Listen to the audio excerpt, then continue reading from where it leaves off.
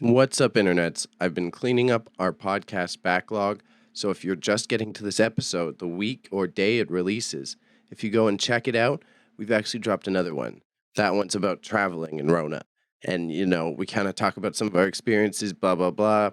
If you want to tap into some more news, go back there. Go listen to that as well. Why not? It wouldn't hurt.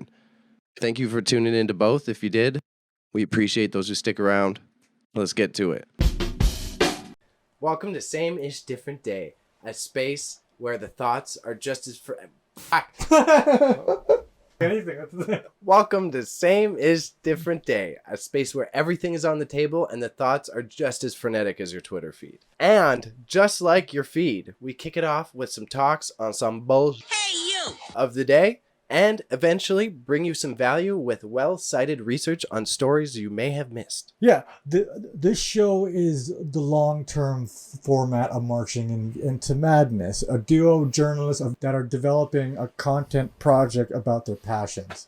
So get ready for that. Yeah. Some weeks our strange wine mom drops by to keep us in line, but she's been missing for a little bit, so we don't know what's going on with that. But the line, please. But she recently went out for milk and a pack of bogeys, but at least that's what she told us, so we assume she's gonna be back anytime now. Oh, and socials were on all of them. TikTok, IG, YouTube, and Twitch, where we live stream these podcasts on a weekly basis. If you tune in, you can ride out with us afterwards. Speaking of which, the future variant of this idiot will introduce us in 3, 2, 1. And then you just bring up the... What's up, internets? Welcome to Same-ish Different Day, the show with a name that we cannot say anymore. Raza has left me alone to deliver this intro. My cat wanted to get out at the worst time. And this week, we wanted to talk about a topic that is relatable to us as serious geeks and people who may not be in the know. And we wanted to say, honey, why are there ads in my video game? I don't know. Ads in video games. I'm not so happy with these living arrangements anymore. You better be. Ads in video games aren't really new. They're just getting more aggressive with how they're shown, much like advertising in our normal lives.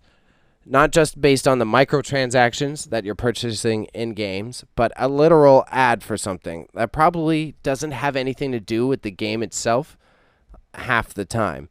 So it can be as simple as billboards placed within your game or brand name clothing in your sports game, getting the latest sneakers.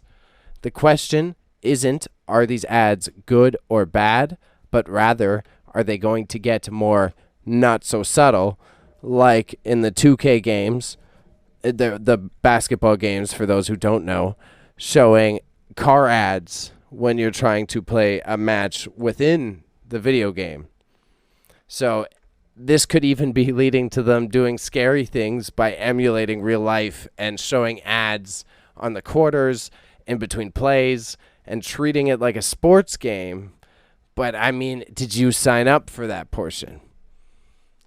So, Raza, is this an effect of something else that has happened in gaming, i.e. the services constraining people to specific platform games because we all live a subscription-based life now? Or is it them being more aggressive because they know they can milk more money out of us by doing shit like this? I think it's a little bit of both, as I say in every single podcast, because I'm balanced. That's fair. A fair one for this one for sure, though. I think it's like, because like we aren't really paying full price for games now. We have Game Pass. Bailey and both have Game Pass. I don't remember the last time Bailey bought a game. So, I know I'm calling him out. I'm part of the same problem too. But I think places like Game Pass and PlayStation Now and all these streaming services where you don't have to buy the game, you can just pay into a service, kind of like makes them lose out on the revenue of that entire $80 Canadian. Yeah, we pay $90 for new games in Canada. We're unlucky.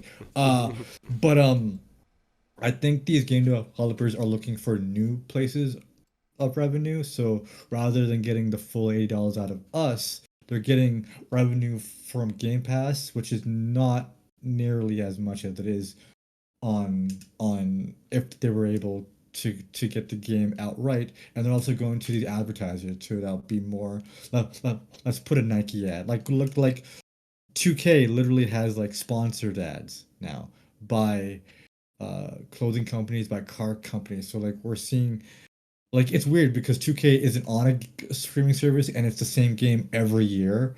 So people are still paying $80 for it, but they're also paying for ads. So it like kind of cuts out the half of the content where at least 30% of the content is ads. So I don't know how they're justifying that, but like I think for other games that have ads are an impact of like them understand or developers understanding that they can't get the full price out of us anymore, so they're going to get other ways to make up for that, and that's by ads, like what So, YouTube does.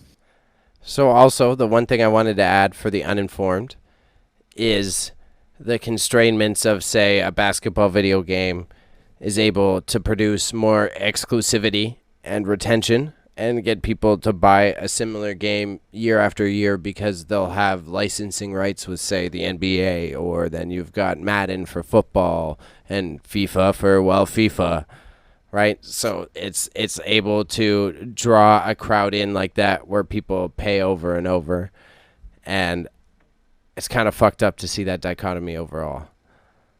Yeah, it's like microtransactions were one thing, but now there's literal real life ads in the games. Like I remember the first time I saw an ad when I was playing Rainbow Six Vegas 2 in 360 days, and I saw a Nissan ad for Hmm. one of their cars. I was like, that's new. I don't remember.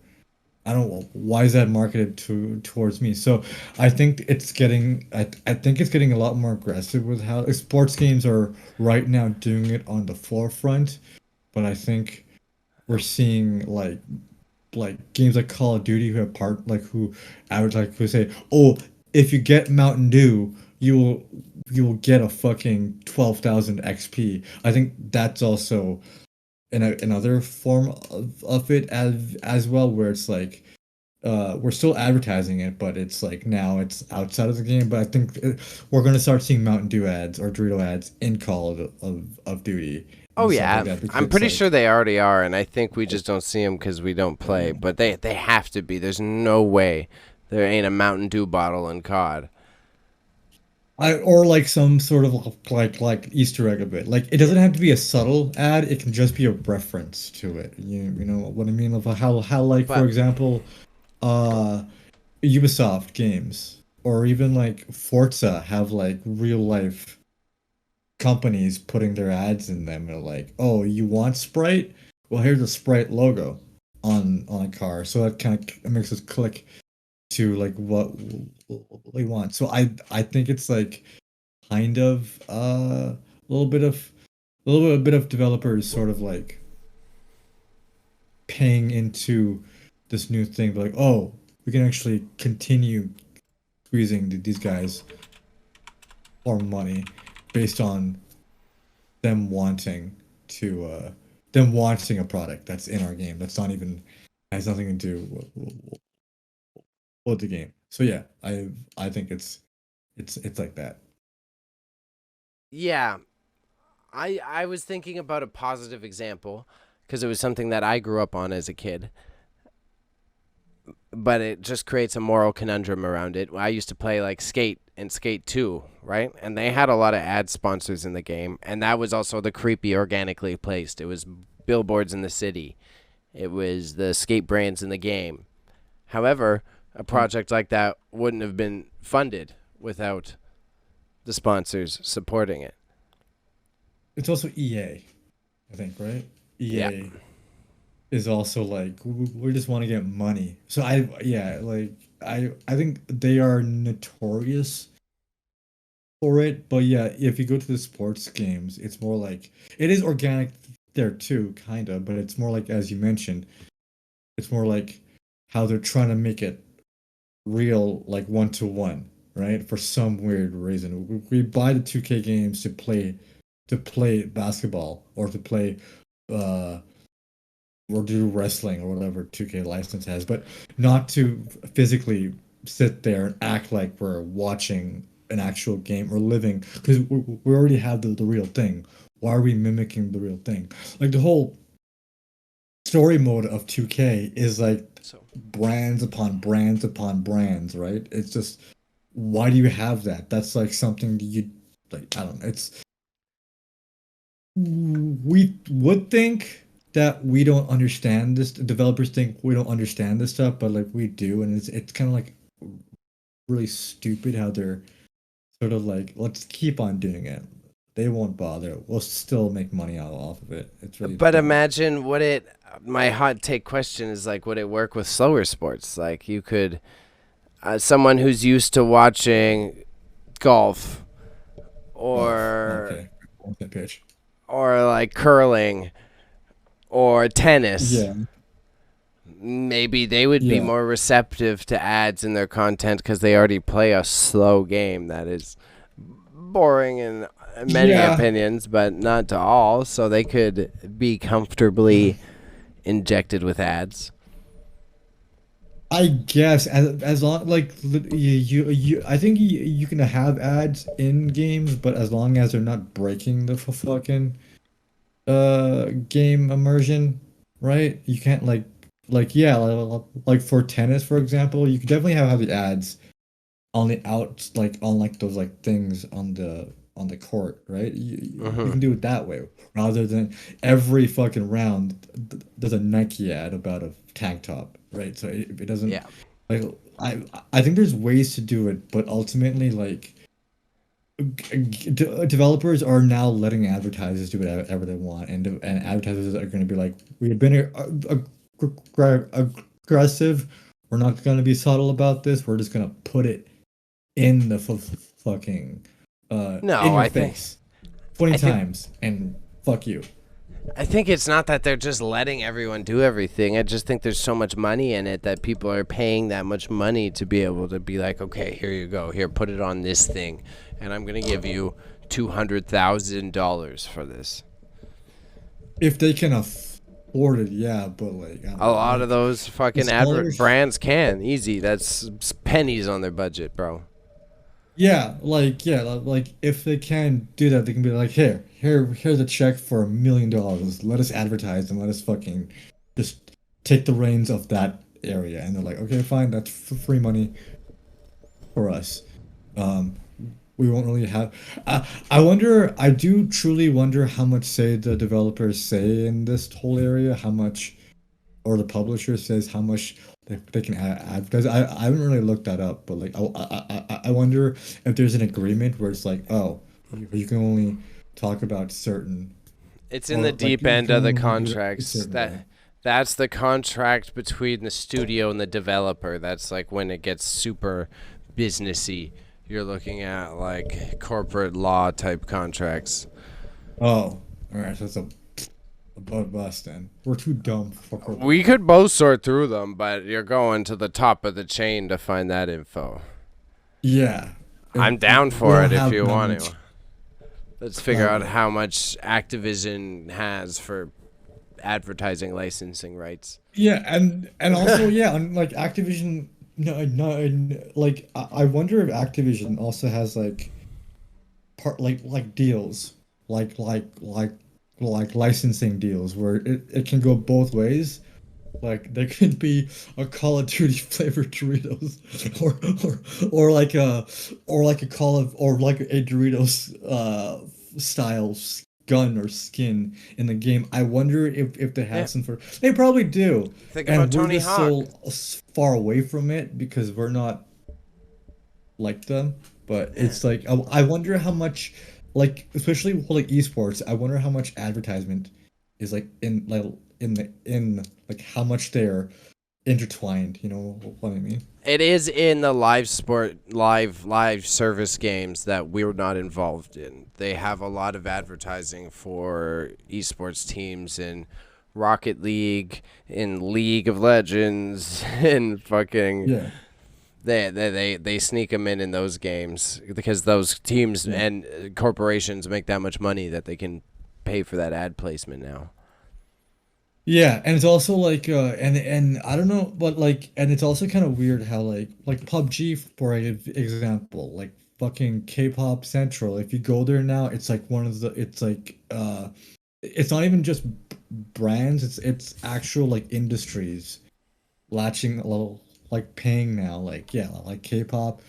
Every month there's a new K-pop fucking theme going. One month there's Blackpink doing it, and they had their dance and whatever, and you could dress up there. So I think it's not just brands, but it's also a little bit more deeper. It's industry to like movies too. I've seen movies being shown like trailers. I don't like how you're shaking. It scares the shit out of me. But trailers. Like movie trailers are shown in like I think a Ubisoft game was showing I was playing Watch Dogs too. Yeah, one of the things that you're going, well, that's internal. But one of the whole like highlights was the Assassin's Creed movie when that first came out. So like, yeah, it just I think ads have sort of opened up a new sort of way for other things to get revenue in gaming, where now it's becoming like one thing, or they can still like live service games can have an artist, can have LeBron James in them, and they can get money that way. It's such a confusing topic because I could go in so many directions. It's just ultimately the same things we always come back to, that it's like society, capitalism, consumerism. You know what I mean? It's just a reflection of how immersed it is in our life now, so it's a lot easier to introduce it because it's less jarring. We already live a subscription-based lifestyle. We already see ads everywhere we go. The statistics are crazy when you look at how often you see ads now with our mobile devices. Yeah. Yeah. I think it's just an overall reflection of everything is adjusting to it. And there's some big people with big money, like Bayley side PR rant, right? You're correct. This is where it gets scary and big money. And if, again, you want to do a research project, you find associations as well as advertising conglomerates that are then, yes, lobbying on behalf of industries. And some of them would be representing, say, oil companies for games, say like so that they don't get portrayed negatively. Say the same thing, Nike and shoe designers, shoe brands then want to make sure that you're not talking about the labor process. There are it gets to that level that usually it's either a lobbying group or some sort of association that these groups pay money to, and they do the work on their behalf. So it's all the way to the fucking top.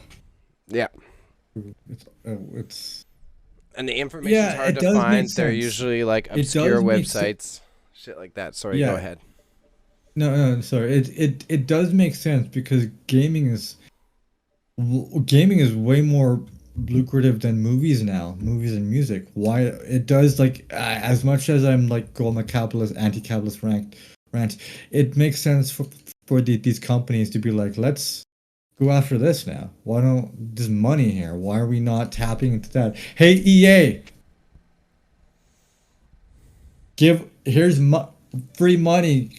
Put dildos in put all these weird objects in your game. So like I do, unless the leadership of these publishers and developers change, because they're old heads.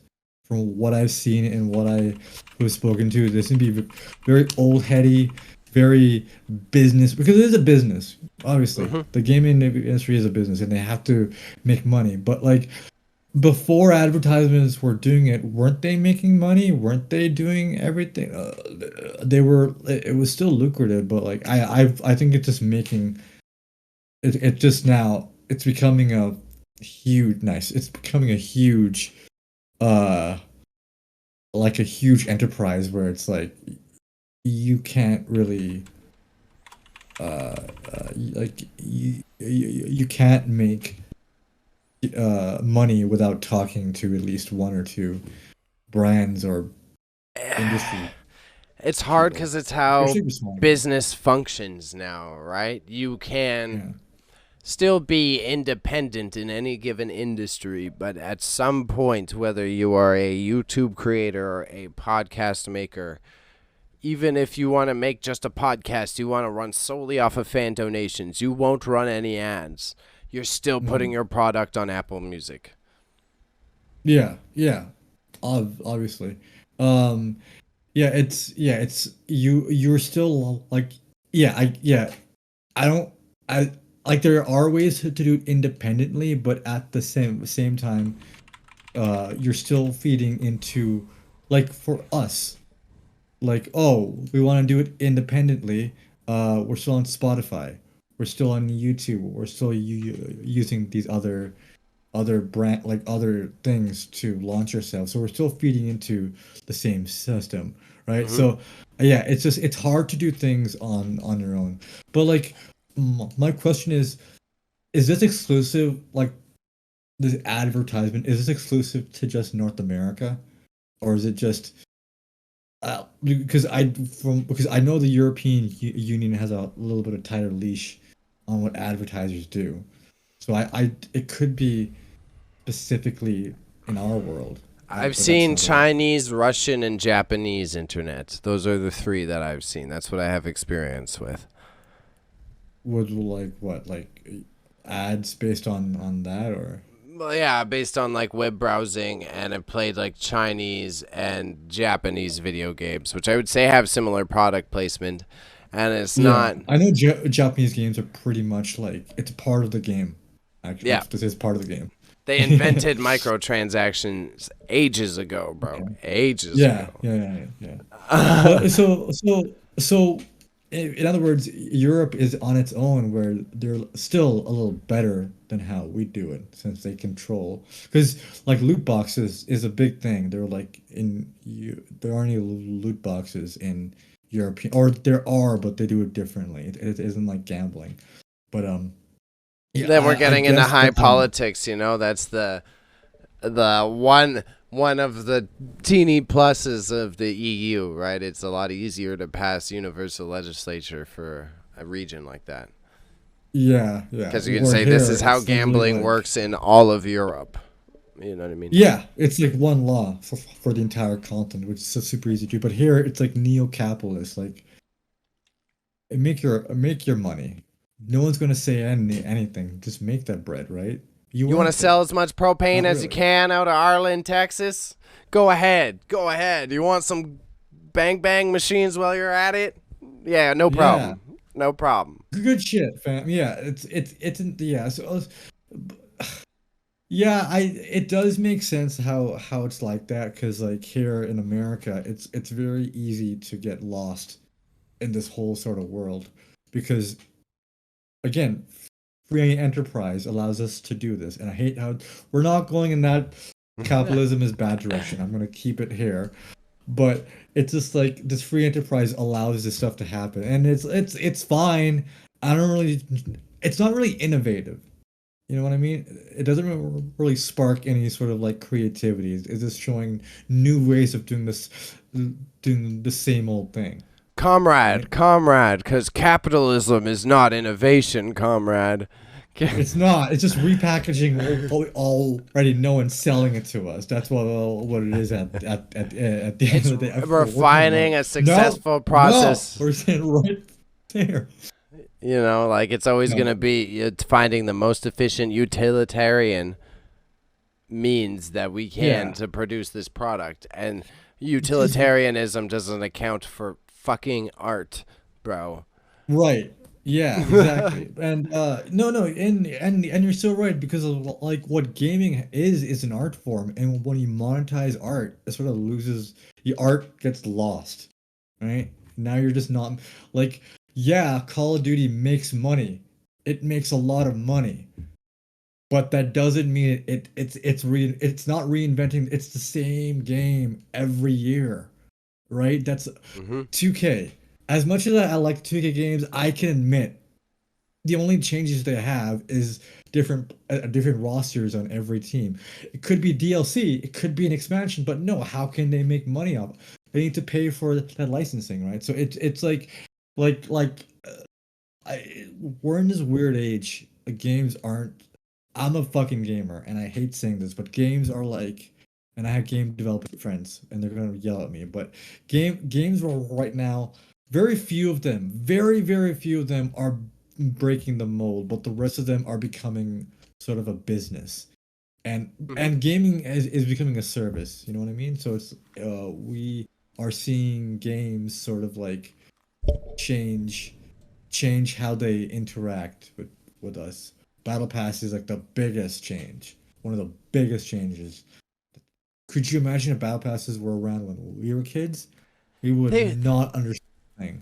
they We would were be like, in this is games that I played in the free to play games back in the day. I used to free to be play I was games. a broke boy. I was a broke boy, and that's why it's there. I've always been around. There was like fuck some like Guns the Duel era games had Yeah, but mad they still made for free to microtransactions. play games though. You know what I mean? They Yeah, say you're well right. now they're everything. You know what I mean? So like battle passes back then were it made sense because it's a free to play game and the Yeah, game has to make money, right? yeah. Guns Duel, good example. I now that you bring that up, I do remember that there being a little bit of a thing there. Hmm. God, what happened to that game? I really There's a revive. If we can play, we're gonna get our asses kicked. But there's new servers you could play. All right, that's the energy we, we need here. It's too Our asses fast need to for be both handed. of us. We can do the basic advanced move, I bet, but we can't do all the fire shit. We can hold our own at intermediate, I think, but otherwise we ain't escaping that. Our heart is going to be in the cards, Bailey. Don't worry. We're going to get very good. We'll dominate. Trust us. First match in, we'll fucking kill, right? But yeah, like, it does make sense of why a game like that is like it has battle pass because I mean you make money. And Nexus, I think, was the publisher. They were not making much money off of a free to play game. So having battle passes, because all of their games were free to play, all of their games. Maple Story, if that's a fucking callback, if Yes, you Maple remember that. Story's that Yeah, same era. Yeah, my homies. Yeah, yeah. Maple Story, Habbo Hotel, all that shit. See, Habbo Hotel, Puzzle good example Pirates, because RuneScape.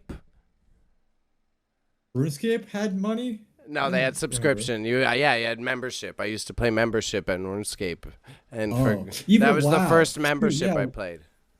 yeah. WoW has also had a member. Yeah, but WoW sort of like was different. WoW was just like you pay and then you no, I'm not defending that. Well, Calm down, because boys. yeah, because they didn't tell you there was going to be 12 expansions and you're going to have to pay for all of them. They sold me Yeah, back then as a kid on a game with a subscription, which made sense cuz that's what a yeah, live service was then. But they didn't say, yeah, "Hey, there's an expansion coming out every 2 years, bitch, get ready." yeah. 12-year-old And Bailey. if you don't pay for it, there's I know you just ordered a Nintendo DS, but you ain't going to be able to play WoW next month if you don't budget right, bitch. I just blew up my own mind right now. So that was literally so WoW in a way was the first weighted the battle first battle pass because they're No. like if you first mainstream way. Let Okay, me let me hear have you. this. I Go, just go. broke new ground for Give me the new grounds. myself, Give me the right? new grounds. I won't be a bitch. Go. I just broke new ground. So basically, like, yeah, it's just like every new expansion. Because if you didn't get the new expansion, you were locked out of a level cap and a new region in the new area, right? Much like battle passes, you can't get if you don't pay the battle pass, you still can play the game, but you're locked out of all like the like all like the shit on the next battle pack, except for the free ones, which are like you had to play a lot to do that, which was the only difference between the two. You want to say something? I feel like you want to say something. I'm just thinking. There's got to be like something like League of Legends where you have to buy heroes.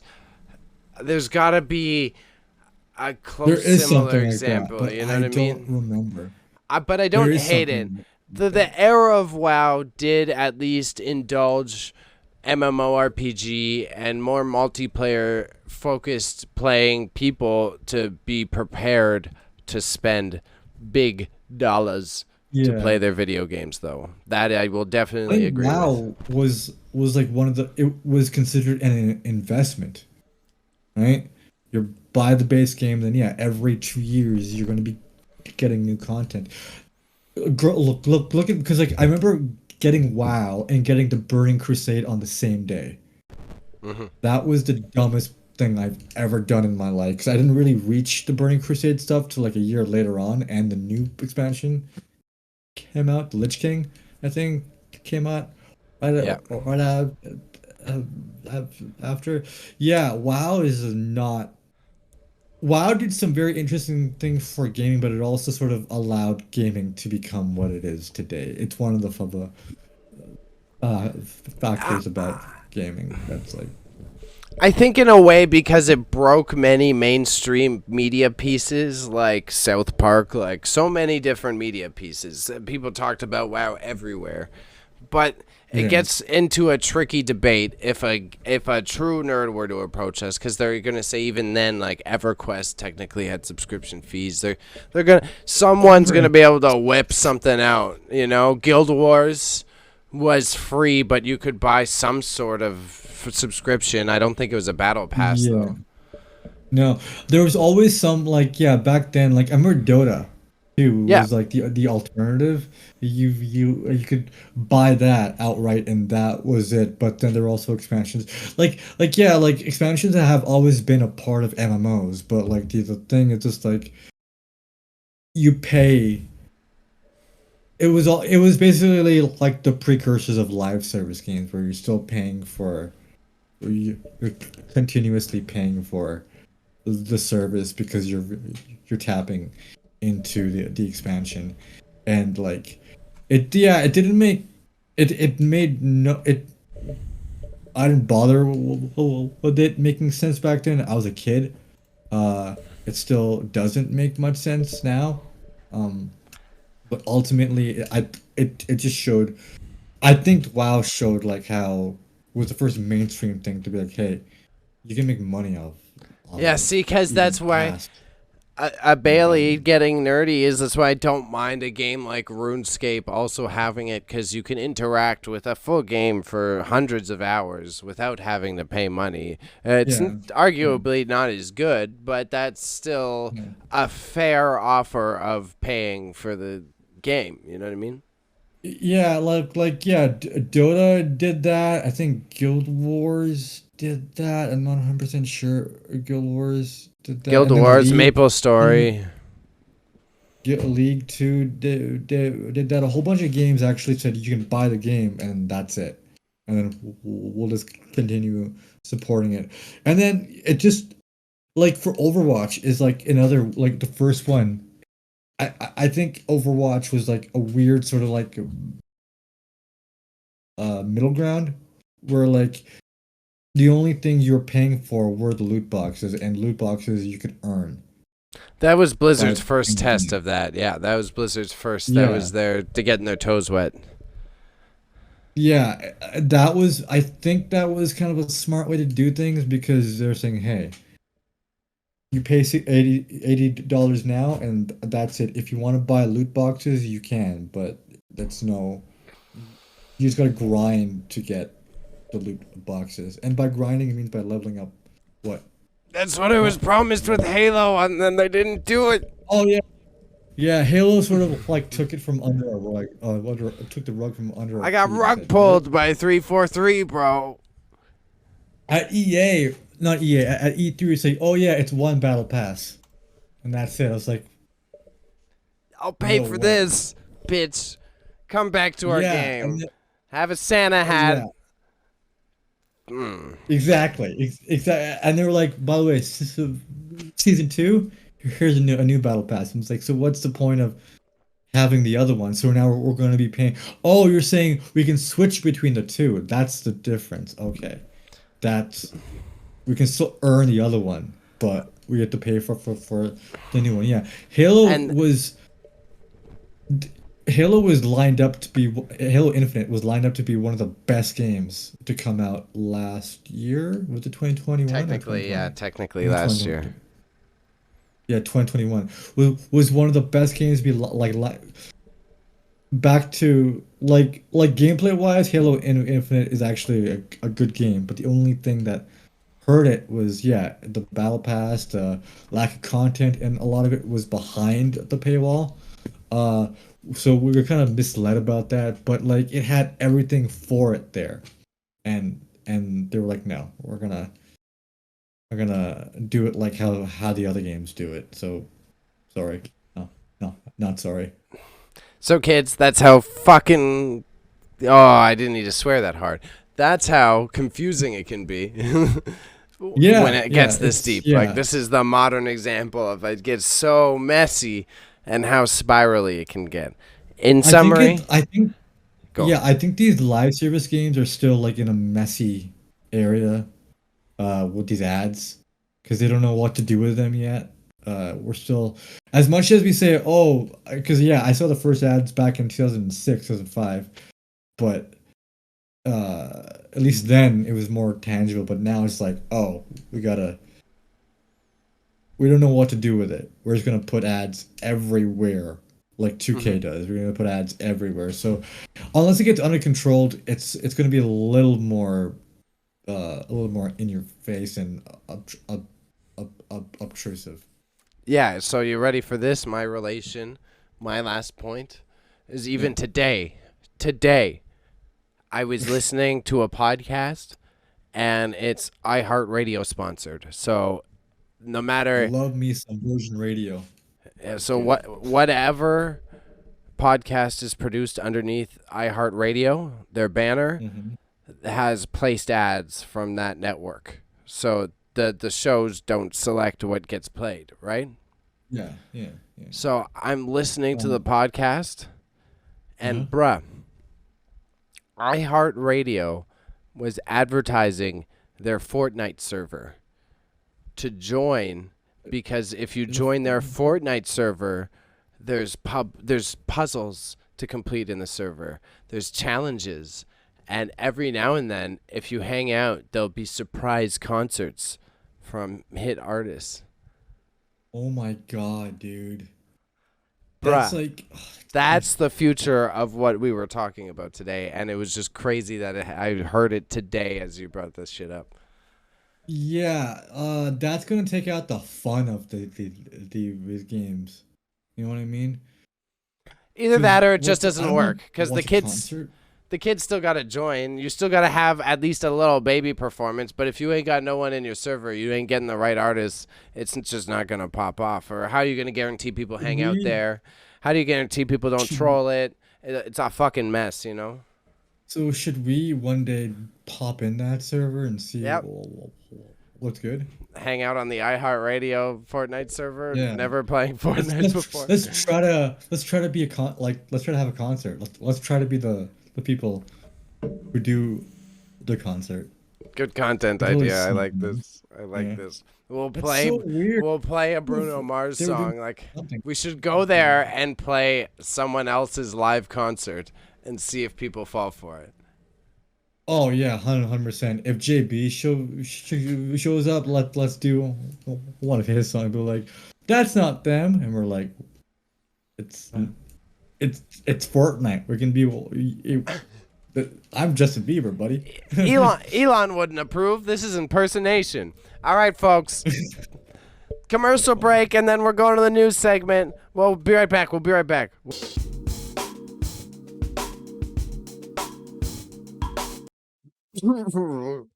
You listening to the audio version of this show?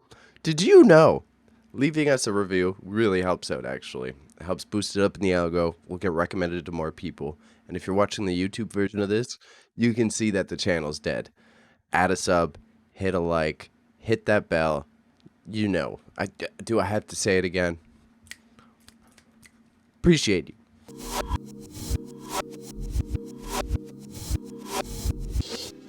Welcome back. This is our little TikTok news segment. This is where we present our picked news for the week, what we thought was interesting that you may have missed or may have been a headline, and we would like to add context to. We're also going to kind of try to clip this, throw it online.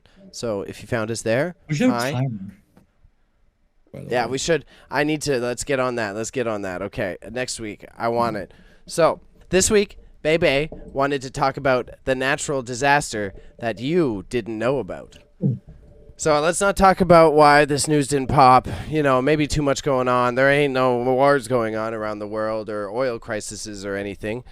The world's largest active volcano in Hawaii on one of the islands called Mauna Loa.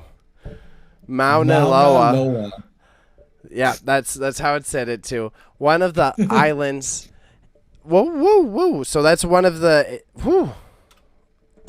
I had a typing error, so ignore that. You use your diaphragm to talk. I Ron Burgundied myself. I copy and pasted a different sentence into the middle of it. I just wrote mine out. I'm dumb.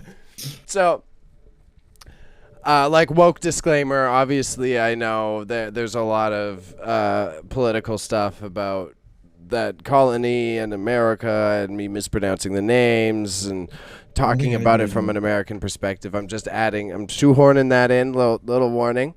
So this volcano, it's the largest active volcano in the world. It rises 13,000 feet above sea level, and it's more than 2,000 square miles. This thing hasn't erupted for 40 years. According to the USGS, it's only erupted 33 times since 1843, and the last time it erupted was in the 80s, in 1984. Now, this is supposedly bigger than the last time it erupted, and last time it erupted, it came within 5 miles of the closest town. However, bruh, this closest town, it's been 40 years. That was the 80s. There's almost 200,000 people there today. So, this displacement that could occur from this event that you're not hearing much about could be massive for these island people who already don't get a lot of positive news considered for their lifestyles or their culture and blah, blah, blah. So, keep tabs on this one, maybe. I just want to remind you that everything's okay. It's totally not doomsday. And there's not a volcano in the middle of North America. Don't worry about it. So, this week, Raza, I wanted to ask you, what is your capacity for natural disasters? Like, what is the line? What makes you panic? Floods? A flood, easily. Floods, yeah. It's gonna shit. I've seen so many flood movies. I'm just like, I would fucking die if I was there. I would be just like the sheer force of the water coming at you is just terrifying. Yeah, hurricane like volcanoes are fine. I mean, they're not fine, but like you can still manage your fear. It's a slow moving thing, right? With floods, you see birds flying, animals flying towards you, and you're like, something's about to happen, and then you see a big wall of water, and you're like, okay, I'm gonna go see Allah now for like a minute. So those are a little bit more terrifying than me. And it makes me panic. I was gonna answer the next part. It's gonna make me panic. Well, so then that's I'm kind of with it. But I'm going to add a little spice to it. The one that freaks me out is like the mudslides that you see in like South Asia, like Sri Lanka, Thailand. It happens in the BC and shit too, but that's like just as bad. Like it ain't water. You ain't swimming through shit. Your house is getting demolished because it weighs 100 tons and you can't do anything about it. Yeah. Otherwise, I would say tsunamis because I'm like an interior. Ontario's the biggest water that I've lived by. So I think I would be terrified if just a think- big ass tidal wave wiped everything. Imagine if Lake Ontario just gets like a tsunami and then it just. I don't think it's capable because it isn't big enough to have that much water to decimate a region, and we live in an area where it's very thick rock. Like the mantle is hell. Okay, I guess not anymore. You want a fun fact? There is a fault line in the middle of Lake Ontario, and there are minor earthquakes that occur quite often. Yeah, at the bottom of it. Still, there's a crack in the lake, bro. Who knows? Who knows? There's a crack At in the least lake. it isn't like the fucking Santa Monica fault line. Exactly. You can see the shit in space, and then fracking is putting like Californians are like at any point are gonna get swept into the Pacific Ocean because they're putting that fault line is thin as hell, and they're putting goddamn holes into it. So what happens when you put holes into a thin thing? It breaks, and the big one could happen anytime soon. No, well, it's not even just them. It's the central states. It's the Midwest doing it, right? Imagine if there's a big crack and you're just blowing holes on the one side of the crack. Like, what's going to happen? It's going to go floop. But yeah, exactly. Reeling us in. I love natural disasters. I love talking about tornadoes, hurricanes, all that stuff. I can go on for days. I've been around a lot of tornadoes. I've seen a lot of tornadoes in my life. You're weird. Have you ever seen anything wild? Volcanoes, even as like a dormant. Went on a hike when you went to Italy or whatever. Have you ever done any of that? Have you seen anything? No, I think I felt a really like the most natural disaster thing I felt is in my hometown. Like a very, very minor earthquake, but it was we don't get earthquakes here, but when it happens, we're like, holy shit, an earthquake. But it wasn't. It was just a tremor. It was like a flick of the bean. Phrasing, but it was like that. It was super chill. But we all made a big deal about it. We're like, oh, there's an earthquake and shit. Yeah, that's from the fault line I was just talking about. Woods not too long ago. You had a what? You kind of mic went weird there for a second. What happened in your neck of the woods? A meteorite went flying. Cool. And hit into Lake Erie. Yeah. It was like, I thought that was the end of the world. But you got to get ready. The Predator's coming. Dude, I've seen all the movies, so I'm fucking geared up. I'm geeked up. For me, it's definitely just a lot of tornadoes, hailstorms. I lived in like Drumheller, Alberta. It's the top of Tornado Alley. So like ever since I was a kid, I've always seen a whole bunch of tornadoes. There's a literal like air raid siren if it's that bad. I'm very used to being around it. But the things like tornadoes are a lot more predictable than you think, so it's not as scary. That's why I get scared of like flash floods. Like, you're right, like shit like that. Like all of a sudden just whoo, because all the water comes down from the mountains, or Lord knows it could have been raining bajillion miles away, and all of a sudden your town's gone. Yeah. I know Pakistan is going through one of the worst floodings ever. But where I live, we are protected by an escarpment, so like we don't get many natural. When it snows here, it doesn't snow as heavy, or it doesn't rain as heavy, or it doesn't get windy as heavy because the escarpment sort of like acts as a shield for us. So we don't get much sort of movement here. But I know for a fact the northern you go in Ontario, it gets a little bit more murky with like the spontaneous. For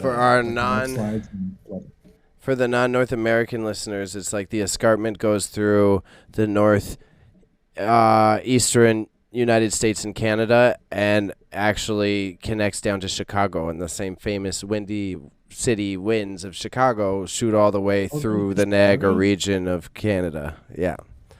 Not know that. We should do a hike, beaver trail hike. Just go down to the show. If I'm correct, that is a trail you can take down the escarpment, but it's some geek shit. I've taken it. I've only gone to Grimsby. Yeah. Like, but Dad, I think pick me up. I don't want to walk anymore. Yeah, that's crazy. That's crazy. So last one. Same note, that area. Yellowstone. Massive volcano in the middle of North America. Funny movies made about it, but really scary threat for everybody. What it blows up, volcano goes off. What's Raza's move? Would it be a global thing? Because all of my things are just ditching North America. That's Because not I'm my a go-to paranoid thing. fuck. I know this by heart. If Yellowstone blows up, we will not have any toxic issues, but we will have a foot of ash. So roads will be blocked. The cities will have to plow the shit. They're going to have to find places to put it. Blah blah blah. It could catch it on fire. So it's like you don't have to worry. You could go outside. You could put on a mask. Luckily, we already all have masks, but you got you got a foot of ash to deal with on everything. And then the aftermath of that, were like, is there still like how the dancers died? I don't know if we could deal with it if we had infrastructure. I think Washington has some sort of like contingency plan, but I don't know if it's like idiot proof. But I think it's like, my move would be like, let's stay inside, chill out, only go out when we need to. Kind of how I did Rona, just fucking shelter in place. Shelter in place. That's fair. Why the fuck do you want to move? I think you could fight to the death. I don't know what I would do. I'd probably try to get out of the city. I'd first go find the loved ones. You know, it's get to mom, get to the partner. You know, that type of shit. Yeah, and then dip. Yeah. Yeah, it's I don't know. Yeah, how could that's what I'm saying. I would go to Pakistan where it's okay. Maybe I have to go to Alberta with my Alberta family, drive across the country or some shit. But that would be nuts, bro. That'd be nuts. How you getting gas? Gas flow is disrupted. Terrifying. Exactly. Too many questions. Let's not think about that. Let's think about how our freedoms are being taken away. Yeah, let's not think about the nuclear power plant right beside us. Then that the volcano's gonna go off, and they have like about 5 nuclear power plants within radius of the volcano. Yeah, but do we have to deal with those nuclear power plants? We'll just let them go. Let them exactly. go. All right. Let's deal with our immediate area rather than these fucks and shit. That's how humanity works. All right. You guys remember last year when our freedoms came back? If you missed them, our freedoms went bye-bye for a little bit. I don't recall mine going anywhere, but thank you, I guess. So, this year, the Freedom Convoy 2.0 is setting off same time as it was last year, February, I think end of February. And it's called, the Freedom Convoy 2.0, which is organized by a guy named James Baldier. So get that right, Baldier. Stop adding things to my thing, Bailey. So the funny thing, he was told not to come back to downtown Ottawa because he was charged, but the charges were dropped, but still told stay away from Ottawa, B. He's like, nah, freedom. So it is hornier and better than ever. Thank you, Bailey, for adding that little tidbit. This year's theme, the sequel's theme, is an olive branch. So they're sending it out to people. They want to unite Canada. They want to stop segregation in Canada. They want to stop discrimination in Canada. Saying this out loud, I'm as confused as you are. So that's where we stand on this. So my questions for the rest of the audience here, and that's Bailey. If all the mandates are gone, why are they still protesting? Okay. I also have an additional question after, but I will get to this first. Okay. Is clearly to try, from their perspective, is to try to destigmatize their quote-unquote political movement. From an outside perspective, I give my same answer I gave before, that it's an immature idea of how politics and advocacy work functions, and you think that occupying, like, that's not how you create change within your society. You're just getting funded by some sort of political organization, advocacy group, whoever, whether it's shady or not. Someone's paying your gas money to go sit somewhere. You're not creating change in your community. You're not advocating for legislature. You're participating in dissent. Okay, so come after Bayley, not me. Come after him. I didn't say any of that. So aren't Canadians unified already? Aren't they all getting along? I mean, sure, we are divided, but generally speaking, people who wear masks are kind of not over the top, and people who don't wear masks are also not over the top. We're still living our lives. What they're saying, they're fighting for unity, but the real world shows me that we're all not. We're all pretty chill with each other now. I think it's good to maintain a positive perspective like you have, and I am with it overall. I think the majority of people, 60 to 70% of people, are like, whatever, do it if you want, do it if you don't want. However, because of this, like, there's always... I don't want to go full conspiracy theorist and be like, well, them. But there's always going to be someone looking to manipulate the gullible part of the population to their own interests. So no matter what, there's going to be some sort of movement like this, whether it's right or left, because there's a segment of the population that can be easily manipulated in this rampant information era. That's actually, it was one of the things I was thinking about, because like it's easy to sway a thing when people don't know much about it. That's what literally came to mind when I was writing that question down. I hate that they raided the Capitol. I think it's a desecration of like democracy, but a lot of those people did it not even aware of that basic fact. You know what I mean? Right. Yeah. No, you're absolutely right, as you always are. Guys, I'm a saint. I'm a saint. But so what I wanted to ask, like, I know you didn't like dig deep, but so like you're saying, deep. It was the same bullshit. So you're focusing on it. Was it focused on vaccine and mask mandates, or was there, if it's an olive branch, are there bigger components of this, or is it just so far what I have found is that, okay, so you're talking about 2.0, I assume, right? Yeah. So from my research, it's not that deep. The guy just says he wants to unite Canadians, and he wants to erase all like the discriminatory thing that's happening to the people who were charged for the last convoy, and to just bring everybody together, which is from what I remember, this convoy thing divided Canadians a lot more. It definitely put them on two different distinct spectrums. So I think if they do it for the second time, it'll be a little bit worse, or worse for them, but we will look at like kind of confused of what they're protest or what they're convoying up. Yeah, it's trippy. Like, That's my biggest frustration. Like, I've been a punk rock kid my whole life, so I'm like, I have the affinity to be like, yeah, fucking do your thing, take it.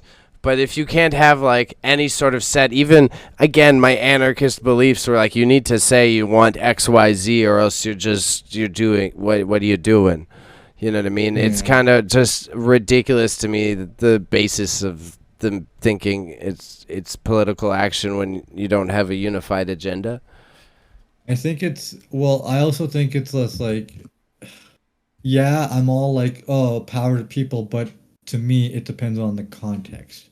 You want power to people that's, helps people out. Like, this whole freedom convoy thing literally slowed the entire process down. It didn't really benefit when we came back from all this. It was still kind of the same, right? No, nothing much has changed, but it just I don't know. It just to them they feel like they're a part of history when they're just disrupting how things are done.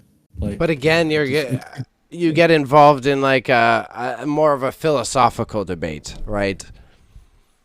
Because it's who decides, who's the judge. They think they're participating in history. You don't think they are. yeah. How do you really decide who's right?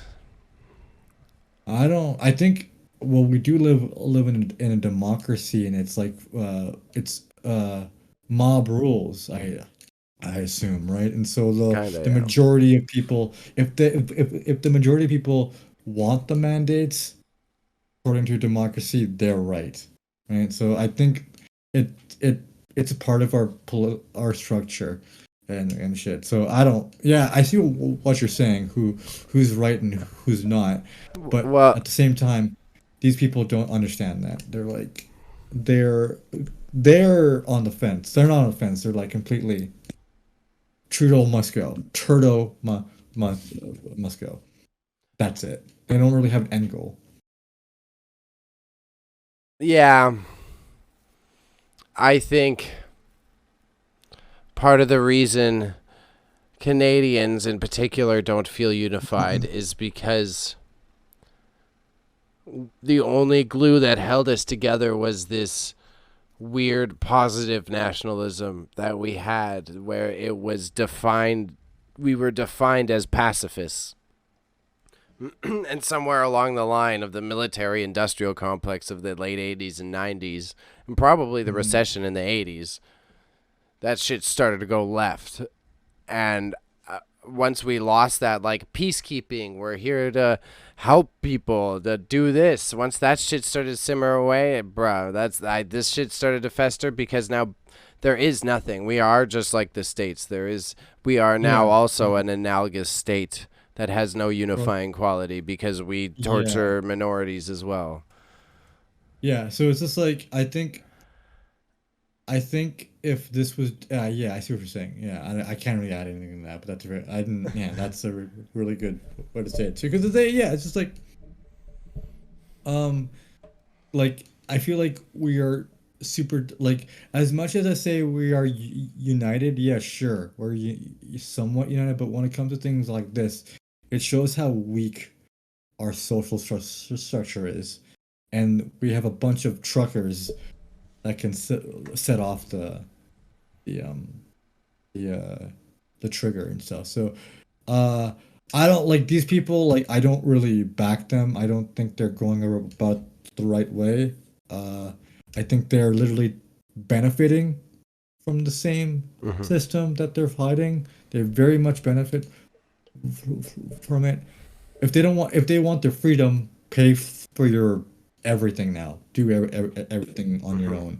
own. Don't suck on the teat of the government when you have to go to the hospital and have cancer treatment, right? Like we have given up in Canada and a lot of these democratic social countries. We've given up some of our freedoms for the greater good of society, like our taxes. We have to pay more taxes. I think is a thing that is sort of unfree, but at the same time, we are making our quality of life better because of these unfree ways we do Hmm. things. Yeah, but I'm tr you dirty I, socialists, you that's want to what I give was. you want to give your money to the government. You want to trust I them? mean, That I, cesspit. like I see this argument all the time, and I'm just like, and I like I was looking I saw a picture on Twitter.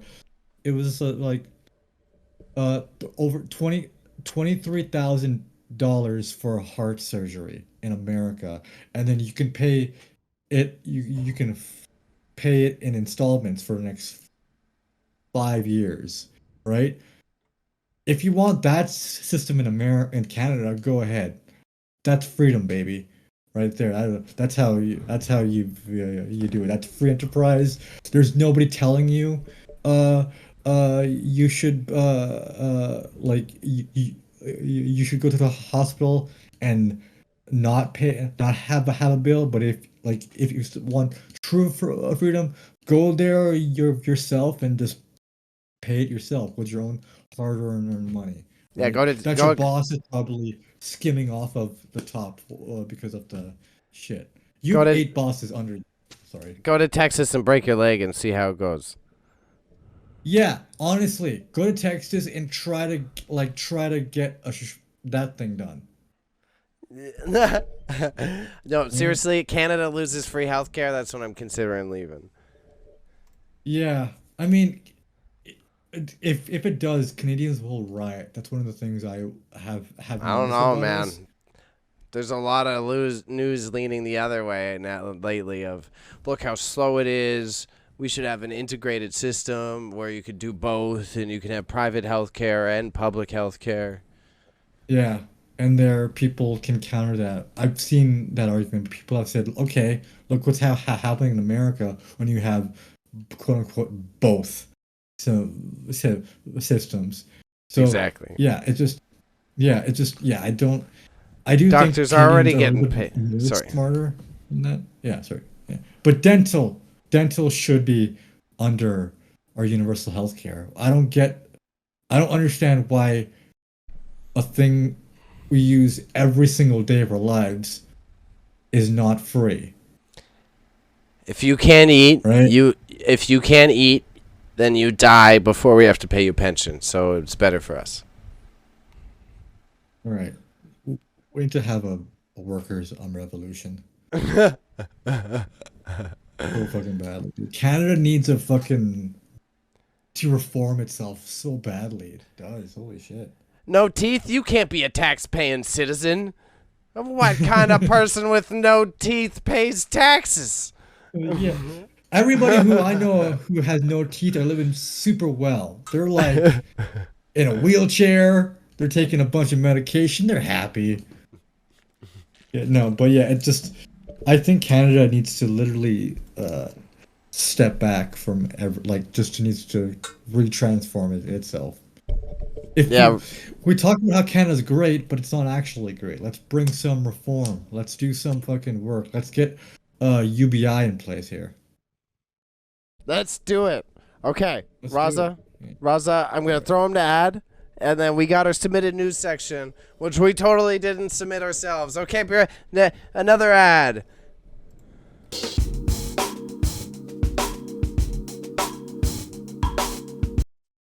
Hey, my supervisor sent me over here. He said you're looking for a podcast that had a manual transmission, 4-wheel drive, and 2 idiots hosting it. Yeah, you came to the right place. But the one thing is, you're gonna have to stay here. There might be an air filter problem. It's probably gonna cost you $500 more than you anticipated in the long run, and it's not gonna be perfect every week. But you know what? You stick around, you might have a good piece of product.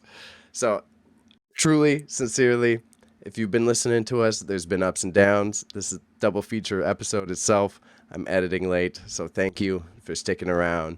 Just downloading this is all we ask for. Thank you. See you soon.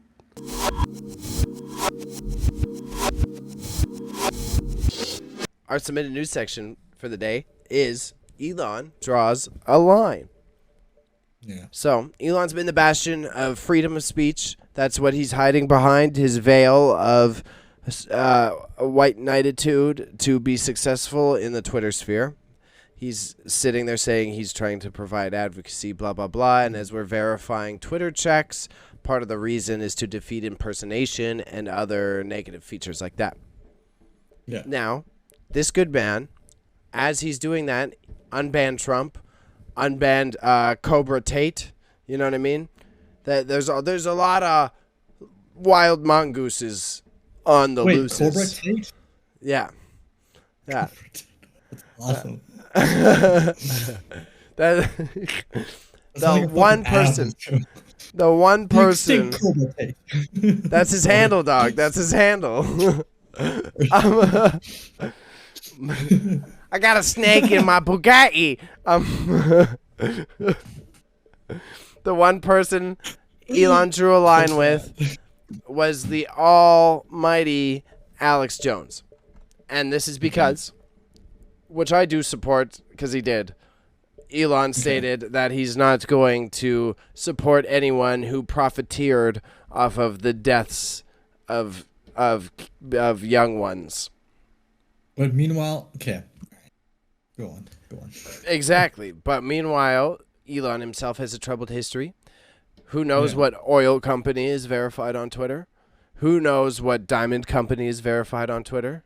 Who knows what political leader who may or may not be doing things behind the scenes may be verified on Twitter.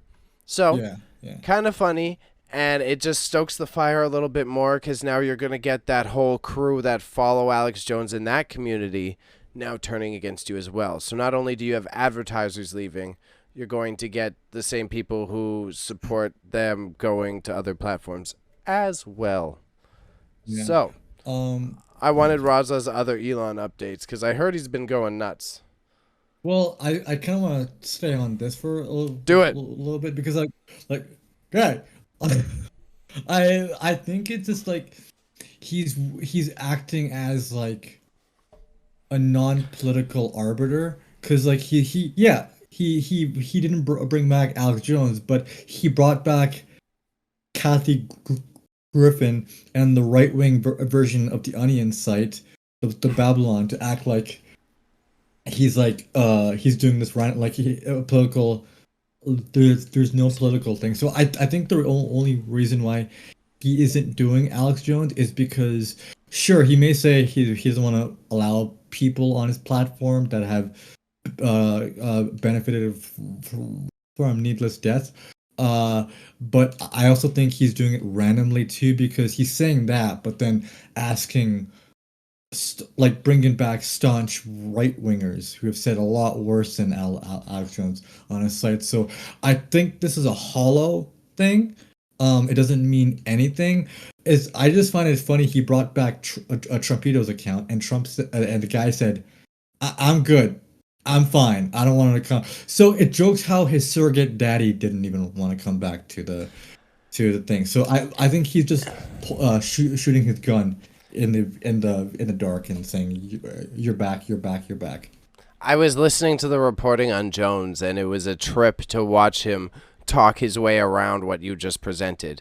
Because he can't admit that he's the shill or the scapegoat, but he's also trying to point out that other people are getting allowed back in. But he also can't say that they're bigoted or bad. So he's like sitting there listening to the broadcast was hilarious. He's like trying to talk about why it's bad that Elon doesn't let him back, but he also can't throw shade at anyone else because then that's admitting this is all a scam. Yeah, exactly. That must have been a super. It was hilarious. Tap dance. It was hilarious. He must have. And then because he also got caught in the lies because previously Alex Jones has said through his relationship with Joe Rogan, not only does Joe Rogan relay things that Alex says to Elon, that Elon and him have direct contact now. But now all of a sudden that he's getting banned from Twitter. What happened to that, Alex? Yeah. It's like. It's just like he doesn't. Both parties don't want to admit they're both wrong because if they do, their entire fucking thing gets destroyed, and the Elon stands are gonna just try to manipulate it to be like he's not wrong, he just doesn't know what he's doing. So like, okay, that's even worse. Shout out! It's a podcast called Knowledge Fight, and all they do is report on Alex Jones specifically. That's not really knowledgeable though. It's insane. This journalism, I would never be able to do it, and I don't know how they stay mentally stable because week by week the one guy watches it and documents it and makes notes, and they do like 2 shows a week, and the guy just abbreviates. He pulls clips and he says, okay, so this happened on this show and blah blah blah, and then on the Tuesday show they brought this on, Tucker Carlson said this, blah blah blah. Yeah. So it gives you the call notes of Um, what the bigots are listening to. I am. yeah. Yeah. I also think he's doing this because initially he said, and this insider article you linked brought up a very good point here. Um, he said he's a free speech absolutist, but then I think when he starts to seeing advertisers leave, he started to walk back that statement a lot. He was saying, "Okay, we're not really free speech. Uh, you can't say hateful things." And then right wingers were saying, and they were parroting each other. It was kind of weird. It was like a glitch in the Matrix. They were like, "So who who dictates what's hate speech and what's free speech?" Right wingers were saying this, not lefties, not liberals, but right Yeah. wingers were saying this. So I'm thinking if he gets his crew upset, he's gonna have a lot to. So yeah, it's just Because this uh is where I want to play the both sides, because there are right wingers who don't want trans people to be killed, but want a little bit more fiscal conservatism. So I'm sure at the same time there's a crowd of people who don't agree with us, but also you don't, like they're gonna fucking still have that debate out of good consciousness because they don't want an ethno state. yeah. So they're like the normal, like not like the Yeah. center right people, Just not to like make the sure. fucking Nick. Yeah, not like the hardcore right. Yeah, that's ultimately that's a good point. That's actually a good point. It's just yeah, it's just I think he's like yeah, he's appeasing to those people more now. I find Mhm. it rather be like rather than talking to a lot of right wingers who are telling me let's ban these lefties again because they're calling me dog groomers, even though I said something sketchy about children. Mhm. Um, well, let's suspend them and keep these questionable humans on the platform. So yeah, I'll it's yeah it's just it's kind of weird. It's really weird what he's doing. And he said this week or last week that this week all the ban accounts are coming back. So what does he mean by that? Does he mean everybody comes back? Why isn't Alex Jones a part of that everybody? Right? So It's like you were saying uh, when we were off air and we were talking about his memes and we were making fun of how whack Elon's memes are. They are. I will definitively say this. But not funny. not only is he boomer humor, he's just that out of touch with the whole system. He's trying to play it like he's a cool dad, and he is. That's what he thinks he is. He thinks Yeah, he's a cool dad, and like, I ought to yeah, come in and fix it for your kids. But yeah, meanwhile, dad doesn't know how the engine works. He just knows how to yeah. change the belt, bro. Exactly. And then yeah, it just like dude, like you like him buying this company is such a weird coping mechanism to get over. He's still not. I don't think he's over his divorce. Do not think that's a thing. And on top of that, he's upset. I think he's upset that Chelsea Manning. He's I've just Elon seen the Musk. I Twitter mean, memes. Can you provide any evidence for this? Because I've only seen, and not in a what? grilling way. I'm just wondering, did he like subtweet? Is there Oh no, something no, no. giving I clues to think it?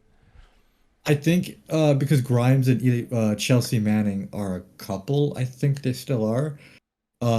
And my hunch is that Elon is. I think. l- I don't know if he's low key or high key. I think he's mid key transphobic. So like, and then Chelsea Manning is a trans person too. So when he sees her and his ex-wife together, uh, being in love, he's kind of. I think he's acting out in his own way, because that's what like Okay, so I'm that's not what I denying the can't get that. perspective. I'm not denying the perspective. I'm just is there tweets? Is there something that's hinting I at it? don't. There's like he said pronouns suck, and then Grimes responded to him, but like, don't be like that. Be a better person. And then after that, I think it went all downhill and shit. Yeah, it was like I Hmm. because and then I think he That is a tweeted good start, though. something That to be along the fair, what? that's a good start. That's a slippery slope, especially if his ex-wife Yeah, is dating people of that yeah. So like community. it's sort of like because like I think he's like ups like he's just doing this like how Jeff Bezos bought Amazon or bought Twitch as a coping mechanism because his wife divorced him. So these billionaires do some weird shit as fucking coping. They just buy stuff. They're just fucking. Get they're me just rich. Like, yeah, they're like, hey, listen, liberal, my wife left me. My wife.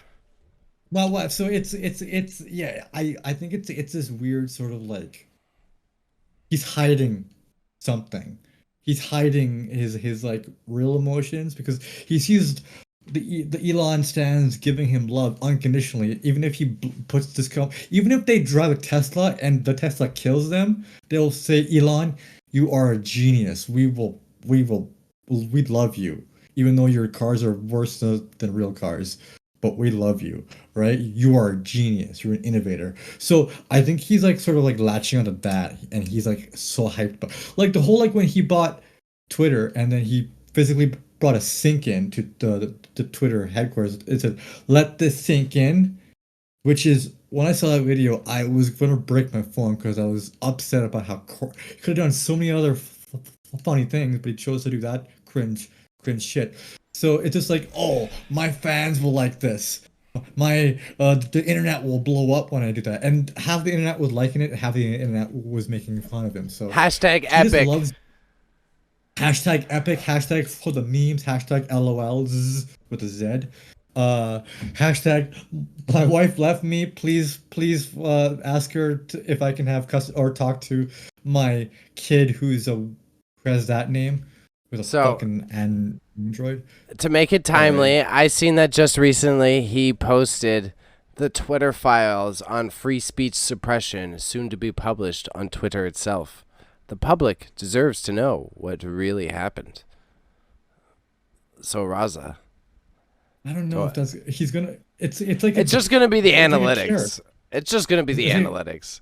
Yeah, which he posted the analytics before, eh? He posted, "Oh, my Twitter's engagement rates are skyrocketing now," and this is a self-publish. It's from Twitter's. It wasn't a third-party thing. It was so.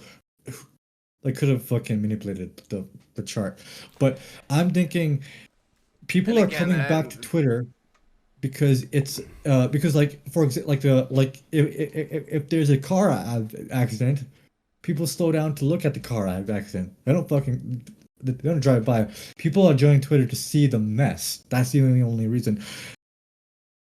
The $8 verification thing is still screwed up because you know how there's three tiers now. There's gold for corporations, there's white for government officials, and there's blue for individuals. The blue one can be easy because if a actual artist has a blue one, it'll say Twitter blue, and then I can like I can change my whole Twitter to their name and buy that, and then I can be like, that's me, and then tweet out a whole bunch of bullshit, right? So there's still gonna be impersonation on it too. The old verification way worked. Just give it to people who are important people in society. See, but again, the not philosophy, everybody. because what's it for? Because to us, we're journalists, so it's a journalistic tool.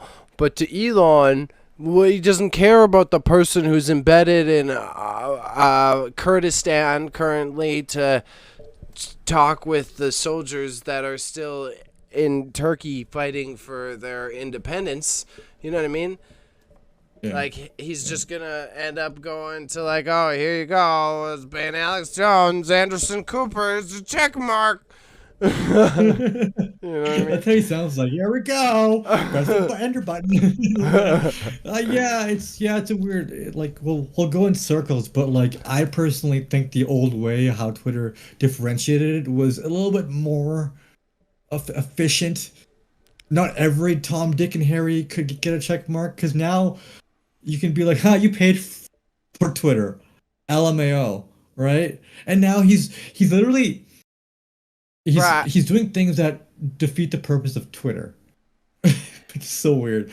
He's like, instead of 250 words, now it's 1,000 words, right?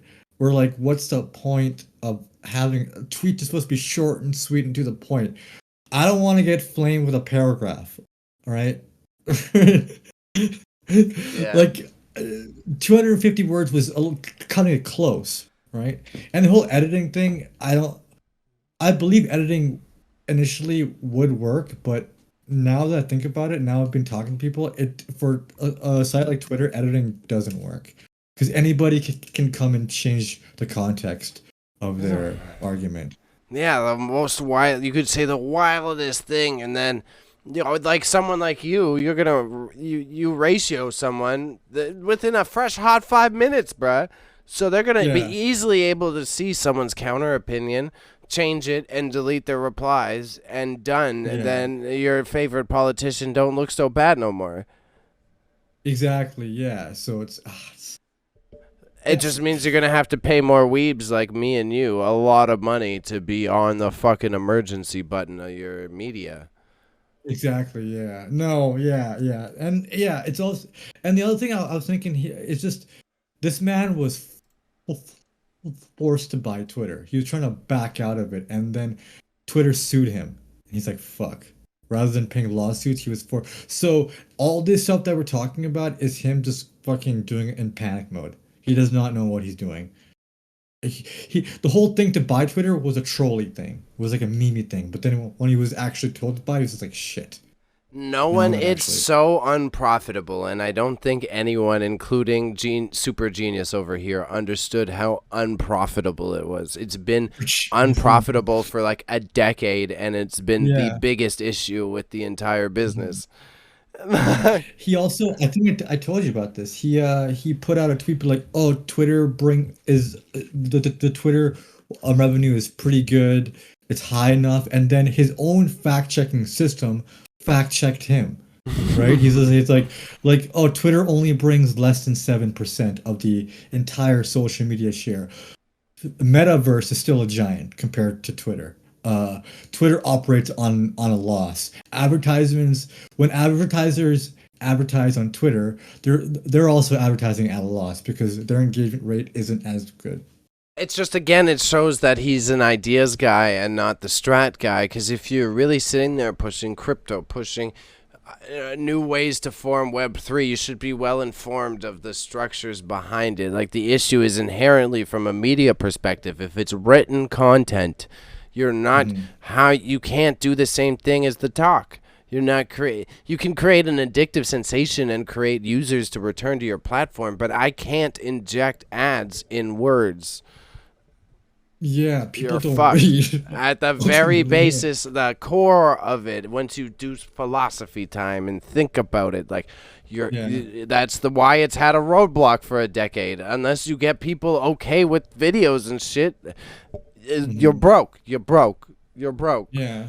Yeah, I remember you and I had a debate. I was like, "Oh, Twitter is lucrative." And you're like, "Boy, I gotta show you some. I gotta ruin your entire fucking perception of this website." And then I saw like, "Oh, Twitter is not making any money. How is it functioning for this many years and stuff?" So it's very weird how it's like Twitter. No. On top of what you're saying, yeah, the videos. It's if Twitter did it earlier on, I think they could have pulled a profit. If they But, didn't sell Vine. If they didn't sell Vine. They own Vine? Yeah, originally. I think. I Let me thought that double was check. somebody else. I thought Twitter that was owned somebody Vine. else. But yeah, I guess if they own Vine and Twitter, Yep, they could they have made a killing. Twitter could have been an actual powerhouse, and this however much money Elon spent on it would have been worth it because now he's bleeding money on a dying like Twitter. That's another Elon was news. He teased that. He teased that he was going to unarchive their server database of Vine. He said he might do that. which I don't know that that's a good idea, but He'll probably Let's- see how many some journalist is going to go through there and pull up all the bad content. yeah. Oh God, Elon is. It's yeah. Imagine And, all like, the I OG did it- Jake Paul videos released right into the wild. You know what I mean? Yeah, dude, like a Vine. I remember hopping onto Vine. Oh, I'm a hipster over here, but I remember hopping onto Vine in the beginning. It was, let's just say it took a couple of months for them to get their filtering and their TOS shit straightened out. Because at the beginning, I saw what I'm seeing on TikTok now, a bunch of adult stuff, a bunch of misinformation and stuff. So it's just like how Vine became had to like stop halfway through because okay, now we should have to care because people are going to be taking off. And then yeah, Vine died, which is I still don't I'm perplexed about how it died. That's a As funny far part. as I'm aware, it was literally it's the two stories tied here is because Twitter was so unprofitable. Vine is a video-based app. They literally didn't have the digital infrastructure to support it. Like they couldn't afford the server space as well as the staff to maintain the platform. If I am correct, I Oh, could be wrong, but okay. I think that's what it Why was. didn't they just integrate Vine into Twitter? No money, no money. That's still then you. What's that server space? The staff. You don't have the They physically didn't have the money. Man, Jack Dorsey is not a good No, well, because doing. he was the hippie. He saw Twitter as a public service, and that's why it was a big deal when the new CEO came in the first place. Because then he made it more Yeah. corporate. Because Jack was keep maintaining that philosophy on the board. But also, Jack's just another silicone bro. He may have a little bit Yeah. better morals, but he's still just a silicone bro. Yeah, they're all the same, man. We shouldn't really. I don't. I personally, I'm not that down bad where I cherry or I cheerlead billionaires, but I've seen motherfuckers who are team Jack Dorsey or team Elon Musk. I'm just like, how would team get a job because not these people aren't giving you their money to defend them all online. In fact, you're paying $8 a month just to have a check mark. How do you feel about yourself? So There ain't it's even like no DLC on this $8 a month, bro. it's not. It's just like the same thing. But the only thing is that you get bullied even harder for being for an Elon meat writer, and you paid money for a free website, right? So like, what service are you getting for? And then he's just like, oh, if you pay $8, you can get prioritized in your queue, and then he abandoned that, right? Yep. So it's like I was this close to buying one. By the way, I'll admit this close to buying it, and then I realized, wait, For the I type of haven't account found that anything you yet. operate, I think it is okay because it's almost ironic. You're using it to mess with people more. I won't judge. Yeah, If you bought a Raza account and did it, yes, I'm on your ass. But it's I find it a very ironic joke if with your account that you're ratioing people, you're just adding. yeah, Yeah, bitch, I'm verified. yeah. Uh, it's also kind of jokes because like I'm seeing like people who have 2,000 followers have said, I'm gonna buy a check mark because now if I have a check mark, people will believe me. So I'm seeing people who are part of the console wars and they have check marks now. I'm just like, you didn't have a check mark before. I'm gonna go on your thing and see if that's verified or you bought it or Twitter Blue. LMAO, this guy bought Twitter, Because fucking die or yeah, something like even from that. a PR perspective, I'm managing a hip hop artist, right? I'm going Yeah, to pay for that check either way because what you just said, even if it's a fake check, I just got someone to come to my fucking profile and that still boosted my numbers and I can still go yeah, lie you're about how right. many people are visiting my page. You're right. Yeah, it's a good way, but like I wish they had like a thing where we don't have to do it. It could be like I'm an idiot tag beside the the check mark and it says, "Oh, this guy bought it." But so for my Twitter update, I think my Twitter Elon updates same wheelhouse is that apparently it hasn't happened yet, but Apple is apparently according to Elon Musk about to pull Twitter off of the App Store. Apple has said nothing about this. Um, but some advertisement guys from Apple said, uh, if we do it, it'll be a smart move for us because we don't, Twitter is very cheap. It's very expensive for us to do, and we lose money on it because nobody engages with our ads. They skip. There's organic engagement, but nobody actually, presses the ad. They go, I'm right through it. And if I'm correct, this is the same reason that Epic Games got into a heated debate with their was it Steam? No, it was Apple. Yeah, it was Apple. It was Apple for their phone app. So Fortnite, that's I'm yeah. sure. It's the exact same thing that's happening here, and I'm fairly certain it was probably a PR move for those talks to get them to panic a little bit. But yeah. But I would say that I'm probably speculating too much there. Overall, I would say it's in regards to that. If he's introducing Twitter Blue and wants to monetize the platform further, you have to give Apple a cut if they're purchasing it through Apple downloaded Twitter app. Like their whole thing is if you have the site app on our store, it's on our store. We need money. We need money, right? So a couple of minutes ago, I said I don't typically dick ride billionaires, but it's like Apple, the richest company in the world, going up against the richest man in the world is going to be is like the funniest way to end 2022. It's because it's dumb as hell. I love it. I love how Elon Musk is shit because like Twitter or Apple, I think, brings a lot of money. It does, and it's the same farce because they're a big media branch, like similar to the size as Warner Brothers. Like they have so much media on all fronts, and again, it goes back to the first argument that we had of like, how are you such a big silicon bro, and you don't realize that if you make XYZ move, you're at war with Apple now. Like yeah. You should, if you're operating that I've got millions of dollars in my pocket, I'm hoping I'm making decisions that doesn't get me into business conflicts with my direct competitors.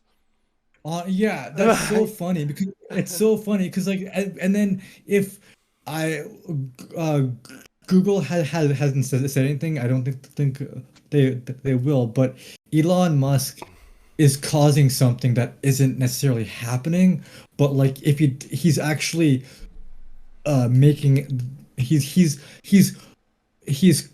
making something happen essentially. Like Apple can say, okay, fine, we will. If you're gonna continue have bad people on your platform, we're just gonna cut out, and it's already a dub for us because, as I said, we lose money if we advertise. Like he even said, if Google and Apple both pull out, I'll create my own phone. And I'm thinking, oh, genius boy, genius, super genius, big brain moves over here. He's running. He's running out of Tesla engineers to reassign because that's also. Did you see that he pulled Tesla engineers off to work on the Twitter algo, and it's like, bro. I saw that too. Yeah. How did your board feel about that? I'm pretty sure your board isn't happy about that. And that's why they're losing money. Or Tesla's. The board is super upset that Tesla is in the red. I'm right now, and the fact that he's using their resources on a dying company at the same time.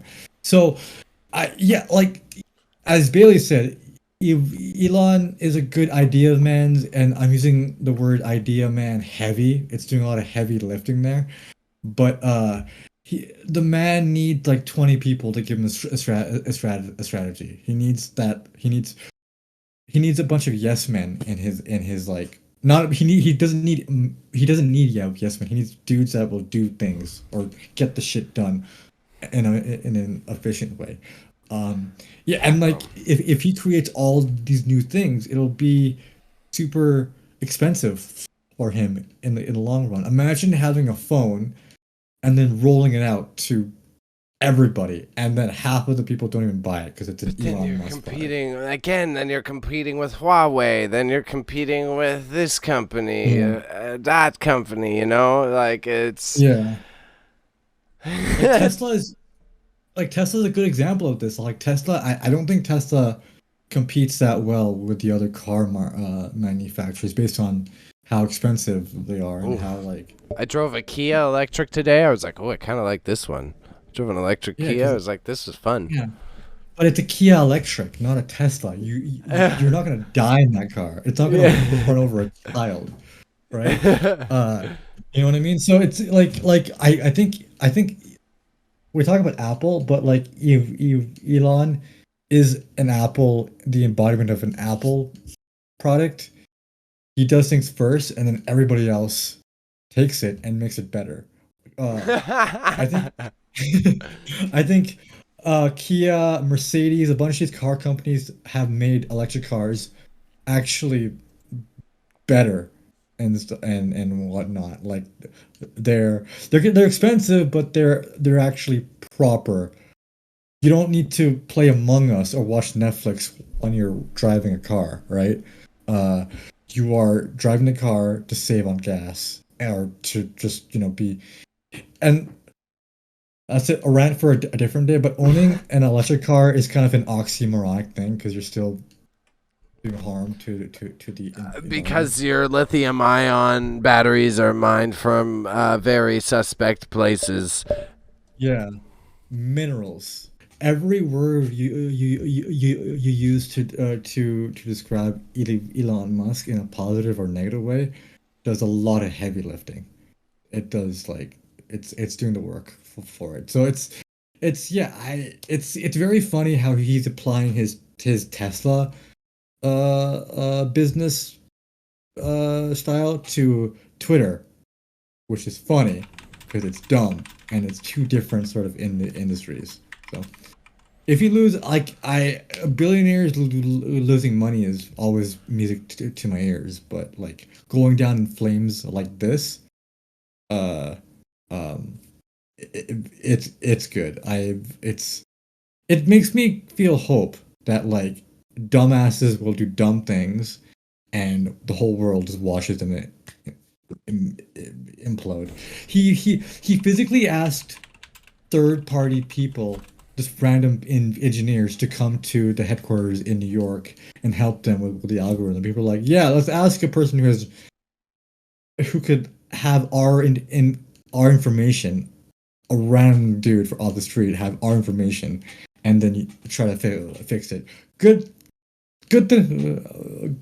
Like Bailey, I think you and I are dumb. We don't understand these high IQ moves that are being made. These plus 150 IQ moves. Before we go to the last segment, which will be the tweet of the week, because we did a good job covering the news today, I got my fun fact to add to the dumbassery. You ready for this? So FTX, SBF, right? Sam Bankman-Fried, Sam Blackman. Sure, yeah. Do you know about where their accountant was located? Where legally in their documents where their accounting department was located? In Panama? The metaverse. They contracted accountants in the metaverse. I forgot about the metaverse. Oh, we were having such a good podcast too. Holy shit. Dude, the metaverse. Hold up. I'm gonna go on a rant. The metaverse it's dumb. We're getting legs next year, by the way. Homies are getting legs. They're finally getting pants and shit. Dude, VR, like actual VR has VR chat skyrocketed. is a better app than the metaverse. Yeah, and VR VR chat. chat No, I'm was talking made by about a small actual- studio. I gotta send you a moist critical thing of like this guy's scamming and using Unreal 5 engine to make assets in video, like to make a video game full of Unreal 5 assets. But like, this is a game. You can only play it once every 24 hours, and then you can start. It's an MLM essentially. Mm-hmm. So I'll send it to you. It's so funny. And then like Speed, I'm sure Yep. you know who Speed is. He Yeah, got caught Yeah, in the yeah, whole thing. So with a fake I was saying Ronaldinho. I seen all that. Yeah, and he threatened people's lives. Whatever. Super gaming news. We're getting to the tweet of the week. What do we got for the tweet of the week? We got a good one that's just about on screen. Okay. Every man. Sorry for those listeners. I'm getting into it. All right. Every man. I can't do. I don't have a Kermit. Neither do I. I don't hit that tone. I sound like I'm being offensive to a specific group of people. Yeah, I think I get into bad accent territory. Yeah. Every man has a Kermit the Frog impression tucked away. Ask any man. Trust me, they're waiting for a reason to bust it out. Not these men. Not these men. We're not alphas. We are of the beta category, so no Kermit here. We make fun of. We talk like we're anal. That's what we talk. That's our only impersonation. Oh, I'm Raz Malik, and I think liberalism is. Oh wait, that's not anal. That's like me sounding like a Texas person now. Yeah. See, still, that's what I did. Same thing. That's why I gotta stay away from it. Damn it! I can't do impersonations. This week, kids, that's it. We gave a lot of opinions on Elon and how the world's going to definitely not catch on fire by volcanoes. We also evaluated the morals behind ads in your video games. And if you've got a partner who plays too much 2K and that you just caught them spending $100 on their sneakers, you slap that controller out of their hands. Break up with them. None of this. None of this. Yeah. Don't do it. Fortnite skins, maybe, but know that your partner's still getting scammed because they're just trying to make them dress like Chun-Li, and don't ask why. So, if you want to follow us, we're on the TikToks. Fortnite. She's the Chun-Li from Fortnite. We're going Chun-Li from Fortnite on the iHeartRadio single-player server. Hey, they made LeBron James real. You're the guy from. Imagine like I saw a kid go up to LeBron. You're the guy from Fortnite. I think a soul just left him. Oh my God. Okay. You can follow us on Instagram. You can follow us on TikTok. We're kind of posting there. We're doing okay. I posted a Gribble post on the gram. If you like Dale Gribble, you know what's good. And you want to submit a news story? Email us, marchingintomadness@gmail.com. Nothing complicated about it. You would have seen it if you're listening to this show. Otherwise, we do a podcast stream live on Mondays. I do an eBay stream live on Tuesdays. Raza does a video game stream with me on Fridays. And sometimes we end up not hating each other. Making out. Oh. Bye. What?